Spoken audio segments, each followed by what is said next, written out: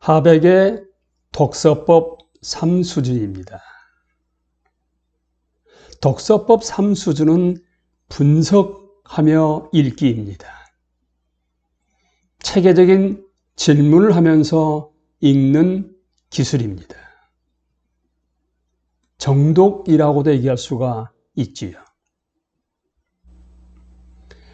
이 3수준의 1단계는 이 책이 어떠한 구조인지 윤곽을 그려보는 단계, 뼈대를 파악하는 단계입니다. 그 뼈대를 파악하고 난 다음에 뼈대에 붙어있는 살을 꼼꼼하게 살펴보는 2단계, 다른 말로 하게 되면 내용과 메시지를 해석하는 단계로 구분이 됩니다.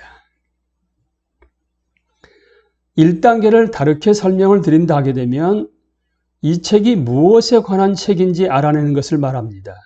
1단계 첫 번째로서 어떤 종류의 책인가, 어떤 주제를 다루고 있는 것인가. 두 번째, 전체적으로 무엇을 다루고 있는 것인가. 그리고 그것을 최대한 간결하게 얘기할 수가 있을 때 3수준 독서를 했다고 얘기할 수가 있지요.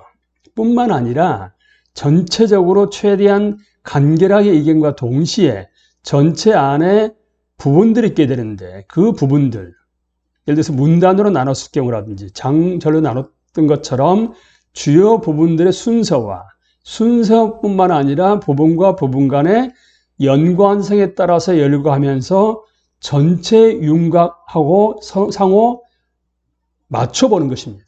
그러니까 전체적인 윤곽을 그리되 그 윤곽 안에서 각 부분들이 어떻게 구분되고 어떻게 전체와 연결되며 부분과 부분 간은 연결되는지, 그래서 그걸 통해서 어떤 문제를 풀어나가려고 했던 것인지를 분명하게 파악하는 것을 1단계라고 얘기할 수가 있습니다. 그래서 2단계는 이제 뼈에 붙어있는 살을 보는 것처럼 내용을 해석하는 단계입니다. 2단계 첫 번째겠죠. 1단계 이어서 이제 얘기하니까. 5번째는 중요한 핵심 용어가 어떻게 사용되고 있는가. 그 저자는 그 책에서 영어로 터미놀로지, 핵심 용어들을 어떻게 사용하고 있는가. 어떤 의미로 사용하고 있는가.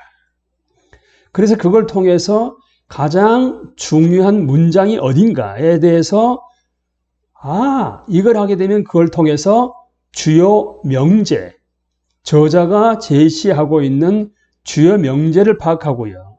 마지막으로 저자가 하고 있는 논증을 문장과의 연관성에서 속에서 구성하거나 찾는 것으로 2단계가 마무리가 됩니다. 그러니까 뼈에 붙어있는 살을 본다는 첫 번째는 핵심 용어, 그 다음에 핵심 용어가 들어가 있는 중요한 문장들을 보면서 주요 명제들을 통해서 저자는 어떤 논증을 펼치고 있는가를 파악하면서 이해하고 해석하는 것을 3수준의 2단계라고 얘기를 합니다. 그렇다게 되면 질문하면서 읽기라고 말씀드렸는데 체계적인 질문이요. 그럼 체계적인 질문을 다시 한번 4가지로 압축해서 말씀드린다 하게 되면 전반적으로 무엇에 관한 글인가? 무엇을 어떻게 자세히 다루고 있는 것인가? 또는 전반적으로 또는 부분적으로 볼 때 맞는 얘기인가? 그리고 가장 중요한 것은 그래서 이 저자가 우리한테 하고 싶은 그 의의, 책의 내용의 의의는 무엇인가? 영어로 significance입니다. 의의가 무엇인가를 질문하면서 그 질문에 대한 답을 찾아가는 것을 말합니다. 자, 로마서를 한번 놓고 볼까요? 크리스토퍼 애쉬는 티칭 로마서에서 뼈대와 몸통을 이렇게 나눴습니다.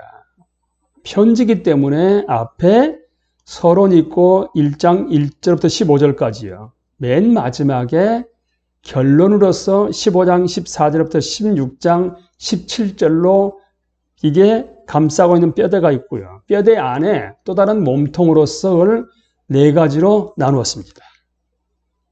1장 16절부터 4장 25절은 은혜 아래 들어오다. 하나님 나라의 백성들은 하나님의 주권적 은혜로 말미암아 은혜 아래 하나님 나라 안으로 들어가게 수가 있게 됩니다. 들어가면 은혜 아래 들어가는 거죠. 그때부터 은혜 아래 살아가는 삶이 시작되는 겁니다. 5장 1절부터 8장 39절까지입니다.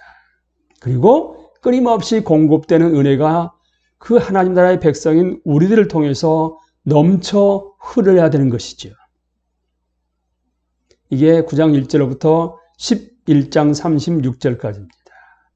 그 은혜가 넘쳐 흐르게 되면 다시금 은혜가 교회를 빚어서 또다시 하나님 나라에 새롭게 들어온 백성들이 은혜 아래 들어오면서 다시금 은혜 아래 살게 되고 그들의 은혜가 또한 넘쳐 흘러서 예수 그리스도가 주인이신 교회가 빚어지는, 이게 3수준 독서에서 보셨던 1단계와 함께 2단계의 그 의의가 파악되고 있습니다.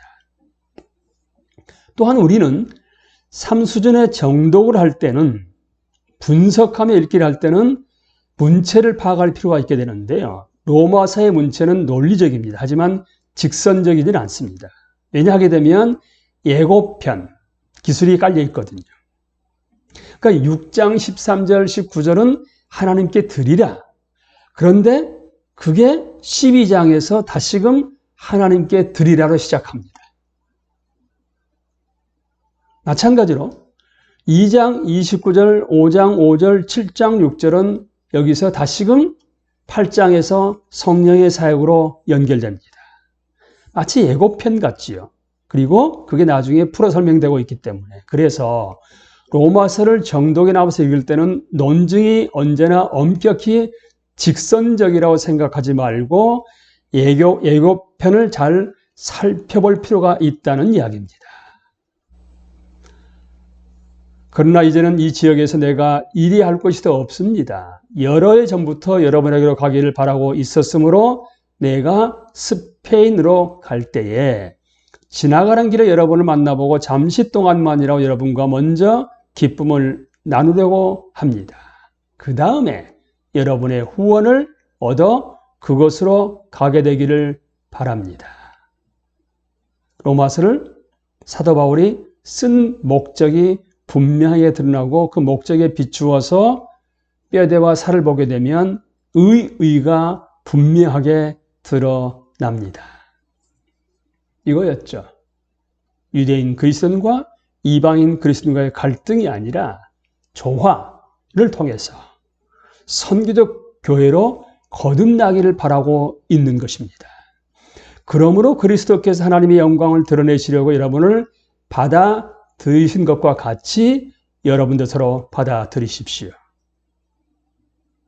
그들은 연약한 자, 강한 자, 유대인, 이방인 이렇게 구분해서 서로 갈등 관계에 놓여 있었습니다.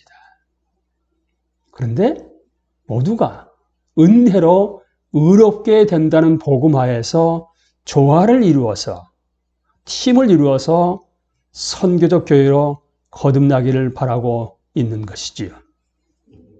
그래서 교회 안에 분란이 나게 되면 어떻게 외부적으로 힘을 결집해서 선교에 사용할 수가 있겠습니까? 그래서 먼저 조화와 연합, 예수 그리스도를 머리로 해서 교회가 조화와 연합을 이루게 되면 선교 파트너로 하나님의 위대한 계획에 동참할 수가 있다는 것을 로마서를 통해서 우리한테 일깨워주고 있습니다. 그러니까 로마서의 의의가 뭔가를 크리스토퍼 애쉬는 티칭 로마서에서 은혜 아래 함께 자신을 낮추는 하나된 선교적 교회에서 드러나는 하나님의 영광이라고 얘기를 합니다.